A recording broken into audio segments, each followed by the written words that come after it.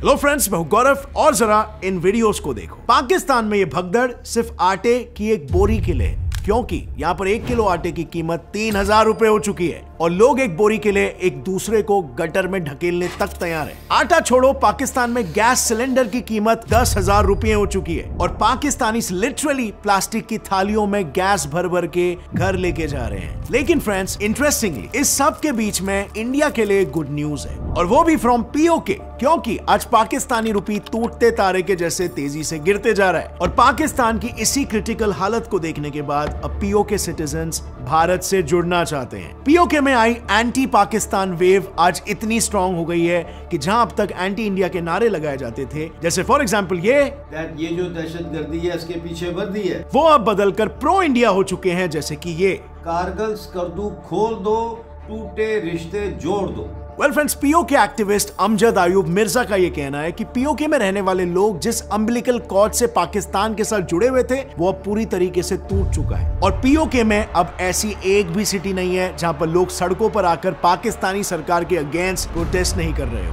And it's no surprise, क्योंकि recently Pakistan ने PoK reason में रातों रात आटे का दाम 1200 रुपए से बढ़ा दिया और साथ ही वहां पर स्थित आटे के डिपोज पर भी ताला लगा दिया। अब इसका रीजन शॉर्टेज था या फिर सरकार बचा खुचा माल पाकिस्तान मेनलैंड में यूटिलाइज करना चाहती थी, ये बता पाना मुश्किल है, पर इतना जरूर तय है कि पीओके वासियों को ये आटा हजम नहीं हो रहा है और पाकिस्तान अपनी गलतियों को समझ चुका है। अभी हाल ही में खुद पाकिस्तान के पीएम शहबाज शरीफ ने यह कहा कि पाकिस्तान ने इंडिया के साथ 3 जंगें लड़ी है, पर उसे बदले में बर्बादी, गरीबी और बेरोजगारी के अलावा और कुछ नहीं मिला, और इसीलिए अब वो इंडिया के साथ बैठकर कश्मीर के मुद्दे को रिजॉल्व करना चाहते हैं। सो अब सवाल यह आता है कि क्या पीओके फाइनली और राइटफुली वापस इंडिया के कंट्रोल में आ जाएगा? Well, this is definitely friends something to look forward to, but फिलहाल कंटिन्यू करते हैं कि पाकिस्तान की करंट इकोनॉमिक सिचुएशन क्या है कि शहबाज शरीफ को आके ये बात करना पड़ गया। सो जैसे कि मैंने आपको एक आइडिया दे दिया, वहां पर कुकिंग गैस थैलियों में मिल रहा है, क्योंकि सिलेंडर में गैस खरीदने के लिए 10,000 रुपए लोगों के पास नहीं है। तेल का रेट 480 रुपए पर लीटर हो गया है और घी का 250 रुपए पर किलो। वेल, इस स्पीड से बढ़ती कीमत का रीजन है पाकिस्तान का इन्फ्लेशन। अब इसके अलावा पाकिस्तान का फिस्कल डेफिसिट 115% पर है, यानी कि पाकिस्तानी सरकार जितना कमा रही है उससे 115% ज्यादा खर्च कर रही है, लिटरली डबल। अब इस खर्चे के लिए पैसा कहां से आ रहा है? Well, you will be shocked to know, but Pakistan के जीडीपी का 78% तो लोन ही है, और ये कोई नई बात भी नहीं है। पिछले 2 दशकों में पाकिस्तान का लोन रेट 1500% से बढ़ चुका है। मतलब असल में अब तक देश का गुजारा बस लोन्स पर ही हो रहा है। इनफैक्ट 2 से 3 हफ्ते के अंदर अगर किसी ने पाकिस्तान की मदद नहीं की तो इकोनॉमी खत्म हो सकती है, क्योंकि मामला इतना बदतर हो चुका है कि पाकिस्तान का फॉरेक्स रिजर्व, यानी वो डॉलर रिजर्व जो कोई भी देश बाहर से जरूरी चीजें जैसे ऑयल, फूड एटसेट्रा खरीदने के लिए यूज करता है, वो सिर्फ और सिर्फ 4 से 5 बिलियन डॉलर्स ही बचा है। यस, इतना कम रिजर्व पाकिस्तान जैसे कंट्री का। अब ये देखकर एनालिस्ट ये प्रेडिक्ट कर रहे हैं कि पाकिस्तान की इकोनॉमिक ग्रोथ 2023 में 3.5% से स्लो हो जाएगी, और इससे पाकिस्तान का एक डेवलप्ड कंट्री बनने का सपना तो बहुत दूर की बात। वर्ल्ड बैंक के रिपोर्ट्स के हिसाब से 2050 तक पाकिस्तान की जीडीपी 18 से 19% तक गिर जाएगी। अब फ्रेंड्स, ये देखकर मे भी आपके दिमाग में सवाल आ रहा होगा कि क्यों एक देश इंडिया जैसा डेवलपमेंट के रास्ते में चल रहा है, कुछ डेवलप्ड कंट्रीज है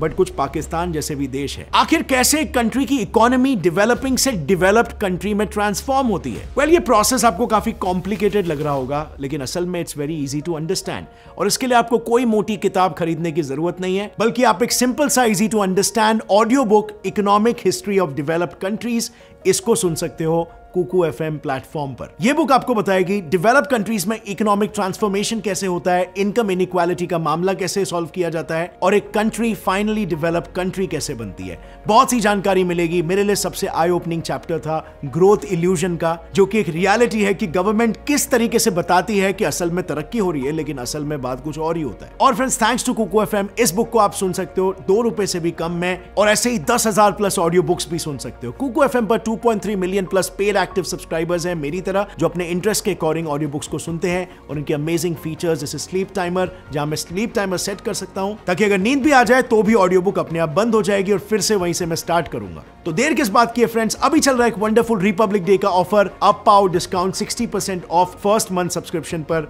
कूपन कोड यूज करो freedom60 और अपने फर्स्ट मंथ का सब्सक्रिप्शन सिर्फ 39 रुपीज में लाओ। हरी अप, ये ऑफर सिर्फ 29 जनवरी तक ही वैलिड है। Link is in the description.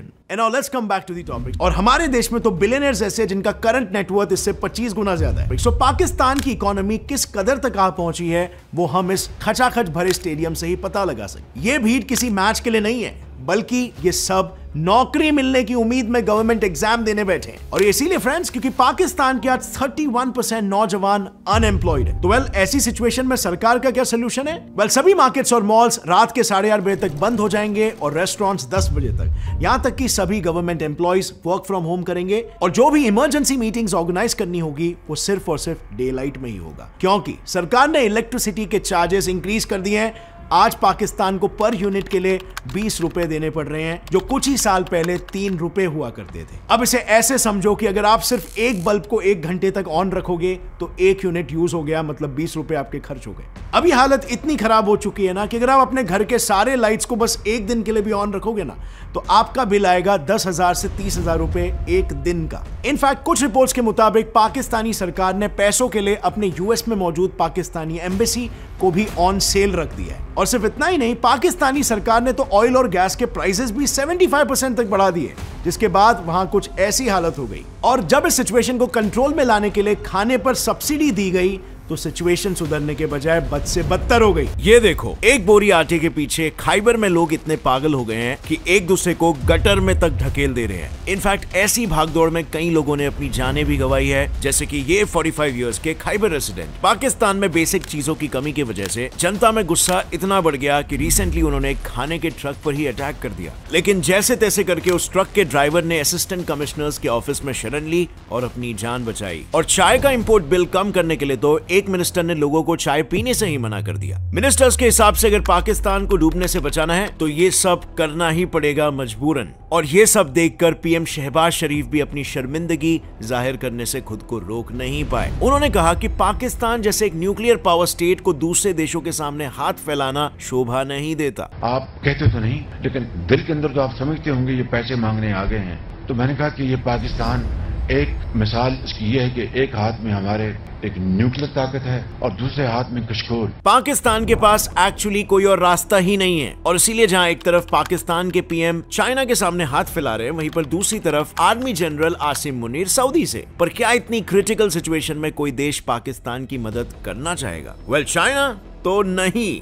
Pakistan already China के $30 बिलियन के कर्जे में है। इनफैक्ट पाकिस्तान के टोटल लोन का 30% तो चाइना से ही आया है। और ब्लूम्सबर्ग के अनुसार यही रीजन है कि चाइना फिर से पैसा देने के लिए झिझक रहा है। लेकिन लकीली सऊदी ने पाकिस्तान को $3 बिलियन का एड दिया है और आज के तारीख में पाकिस्तान उसी पर सर्वाइव कर रहा है। ऐसे में पाकिस्तान का आखिरी रिसोर्ट है IMF। But did you know, Pakistan पिछले साल से ही IMF को हेल्प के लिए काफी रिक्वेस्ट कर रहा है, लेकिन पाकिस्तान को बार बार रिजेक्शन ही मिल रहा था। और ऐसा इसीलिए क्योंकि पाकिस्तान IMF की सभी शर्तों को फॉलो नहीं करना चाह रहा। देखो, IMF से लोन लेने के लिए ना कुछ कंडीशंस को फॉलो करना पड़ता है, जिसमें ये सब आते हैं। बेसिकली सरकार को अपनी इनकम बढ़ानी होती है और खर्चा कम करना है। पर पाकिस्तान की करंट सिचुएशन तो ऐसी है कि अगर उसने टैक्सेस बढ़ाए तो लोग भूखमरी से मर जाएंगे या सड़कों पर आकर आंदोलन करेंगे, और अगर नहीं बढ़ाए तो इकोनॉमी डूब जाएगी। इन शॉर्ट, पाकिस्तान का कोलैप्स इनएविटेबल है और पाकिस्तान के पास एक्चुअली इस सिचुएशन में कोई और रास्ता भी नहीं है। और इसीलिए state minister for finance Ayesha Ghosh Pasha के हिसाब से पाकिस्तान IMF के कंडीशंस को पूरा करने के लिए अब तैयार है। पर ताजुब की बात तो ये है फ्रेंड्स कि जो इकोनॉमी कुछ सालों पहले तक काफी डिसेंट कर रही थी और अच्छी गति से ग्रो भी हो रही थी, वो अचानक से ऐसे क्राइसिस में कैसे आ गई?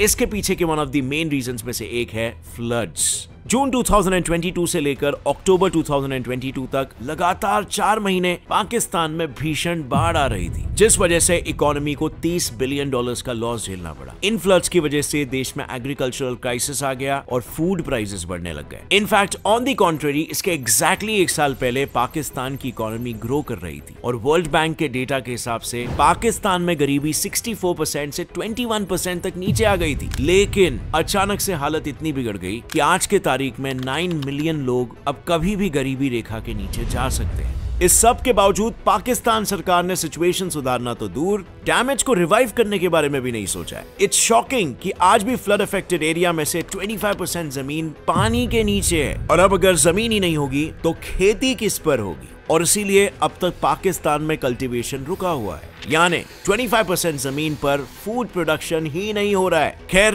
पाकिस्तान के कोलैप्स के पीछे का दूसरा रीजन है रशिया यूक्रेन वॉर। ये तो आपको पता ही होगा कि इस वॉर ने वर्ल्ड ओवर ऑयल इंपोर्ट्स और ऑयल प्राइसेस दोनों को ही डिसरप्ट कर दिया था। ऐसे में पाकिस्तान भी नहीं बच पाया, क्योंकि तेल के साथ साथ पाकिस्तान यूक्रेन से वीट भी इंपोर्ट करता था। इनफैक्ट वो यूक्रेनियन वीट का 3rd लार्जेस्ट कंज्यूमर है, पर ये इंपोर्ट अचानक से बंद हो गया, जिसकी वजह से वहां पर हालात और भी ज्यादा खराब हो गए। अब फ्रेंड्स, किसी भी देश की जनता के लिए ओनली होप होती है उसकी गवर्नमेंट, पर पाकिस्तान की पॉलिटिकल इंस्टेबिलिटी ने सिचुएशन को 10 गुना और खराब कर दिया है। इतना इंटेंस सिचुएशन होने के बावजूद भी गवर्नमेंट का पूरा फोकस अब भी पॉलिटिक्स और पैसों पर है। पाकिस्तानी किसान इत्तेहाद PKI के प्रेसिडेंट के अनुसार सरकार को 1 साल से दिख रहा था कि देश में अनाज की कमी हो रही है, पर फिर भी इन्होंने एक्सपोर्ट करना बंद नहीं किया, और इसीलिए आज सिचुएशन इस कदर हाथ से निकल चुकी है कि लोग रोटी तक के लिए एक दूसरे से झगड़ा कर रहे हैं।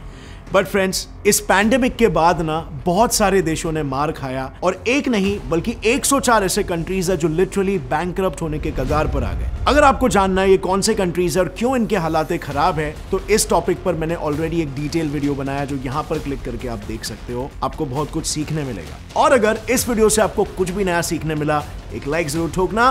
Gets it fly fact channel को भी सब्सक्राइब कर लो और बेल नोटिफिकेशन दबाओ, ताकि आगे आने वाली हमारी कोई भी वीडियो की अपडेट आप मिस ना कर सको। और फ्रेंड्स, जाने से पहले कुकू FM ऐप को इंस्टॉल करना मत भूलना। बस यूज करो मेरा कूपन कोड freedom60, आपको मिल रहा है 60% of. Link is in the description. See you next time, friends. Till then, as always, stay curious, keep learning, and keep growing. Jai Hind!